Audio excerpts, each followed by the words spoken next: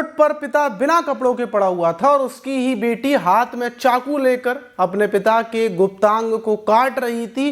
पिता चीख रहा था, लोगों की भीड़ बड़ी तेजी से भागती हुई वहां पर पहुंचती है। कोई कुछ नहीं समझ पाया था कि आखिर बेटी अपने पिता के गुप्तांग को काट क्यों रही है, उसके ऊपर चाकुओं से क्यों हमले कर रही है। लोग जब रोकने की कोशिश करते हैं तो वो उनके ऊपर भी चाकू से हमला करने लगती है। लेकिन सवाल ये कि आखिर क्या हुआ था।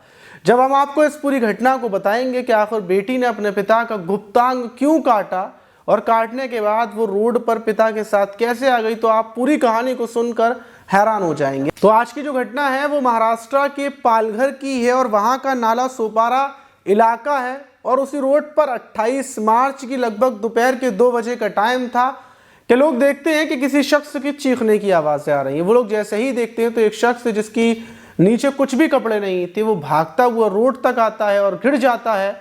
जब वो मदद की गुहार लगाता है, लोग उसकी तरफ भागते हैं कि अचानक से बीच में एक लड़की आ जाती है। उस लड़की के हाथ में चाकू था और जो शख्स वहां पर पड़ा हुआ था उसका गुप्तांग कटा हुआ था और बड़ी तेजी से जो ब्लड था वो बह रहा था और उस शख्स की गर्दन पर भी चाकू से वार किए थे और चाकू उस लड़की के हाथ में। तो जाहिर सी बात है कि लड़की ने ही हमला किया था। मोहल्ले के लोग देखकर फौरन समझ जाते हैं कि बेटी ने ही अपने पिता के ऊपर चाकू से हमला किया है, लेकिन हमला प्राइवेट पार्ट पर किया है। लोग हैरत में थे।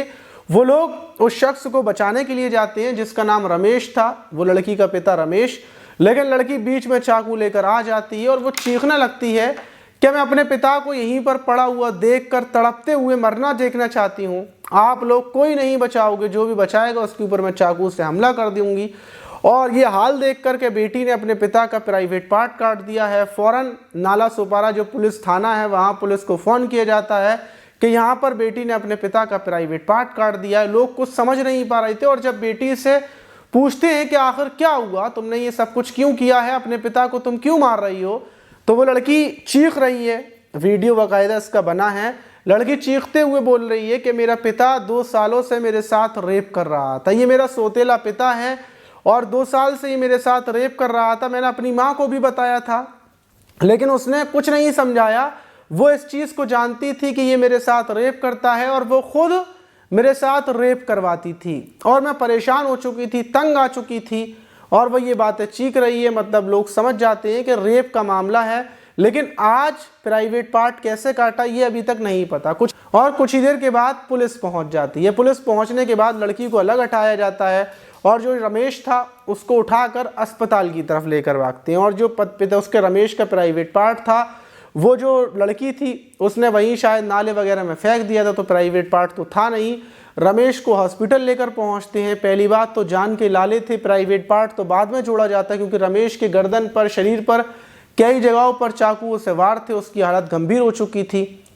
रमेश का इलाज चल रहा था और दूसरी तरफ अब सवाल ये था कि लड़की ने आज प्राइवेट पार्ट कैसे काटा।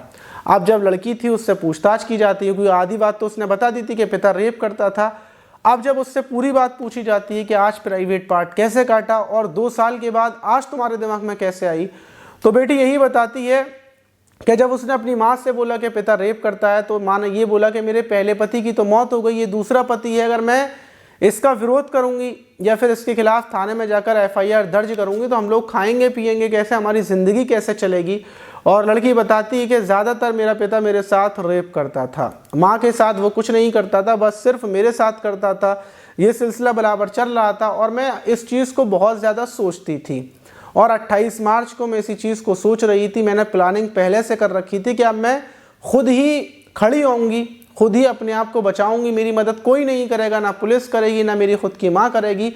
इसलिए 28 मार्च को जब मेरा पिता आता है वो मुझसे संबंध बनाने की बोलता है तो मैं उससे बोलती हूँ कि आज कुछ अलग तरीके से करेंगे। और अलग बोलने की फिर मैं उसको कमरे में ले जाती हूँ। माँ को तो पता ही था कि मेरा पिता मुझे कमरे में लगाया है, जाहिर सी बात है वो मेरे साथ संबंध बनाएगा, तो वो बाहर बैठी हुई थी कि शायद कोई बाहर से अंदर आ जाए तो वो उसको रोक लेंगी या फिर कोई रिश्तेदार वगैरह आ जाए तो वो रोक लेंगी। तो वो बाहर बैठी हुई थी और मैं अपने पिता को कमरे में लेकर पहुंचती हूँ और उससे बोलती हूँ कि आज कुछ अलग तरीके से करेंगे। मैंने एक फ़ोन में मूवी देखी थी और मूवी ये है कि तुम्हारी आंखों पर मैं पट्टी बांधूंगी, फिर उसके बाद करूँगी। मेरा पिता रमेश खुश हो जाता है और मैं उसकी आंखों पर पट्टी बांधती हूँ और पट्टी बांधने के बाद जो मैंने चाकू रखा हुआ था, धारदार कटर, जब पूरा रमेश तैयार होता है तो उसी टाइम पर मैं उसके प्राइवेट पार्ट में वो कटर मारती हूँ और प्राइवेट पार्ट कट कर गिर जाता है। रमेश अपनी जान बचाने के लिए वहाँ से उठकर बाहर की तरफ भागता है और मैं चाकू लेकर उसके पीछे भागती हूँ और फिर मैं उसके ऊपर हमले करती हूँ। मैं उसको जान से मारना चाहती थी और लोगों को बताना चाहती थी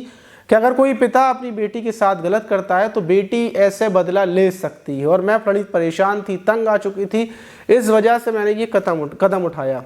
पुलिस लड़की के ऊपर भी FIR दर्ज करती है और दूसरी तरफ पिता के खिलाफ भी मुकदमा रेप का दर्ज कर लेती है। वहीं पिता का इलाज चल रहा है क्योंकि उसकी हालत गंभीर है और शायद हो सकता है पिता मर भी जाए, लेकिन ज़्यादातर संभावना है वो बच जाएगा। लेकिन बचने के बाद वो फिर कभी किसी और के साथ नहीं कर पाएगा। आप बेटी ने सही किया या गलत किया, आप इस घटना पर क्या बोलना चाहिए कमेंट बॉक्स में ज़रूर बताइएगा। मिलते हैं किसी और वीडियो में, जब तक के लिए अपना ख्याल रखें, सुरक्षित रहें।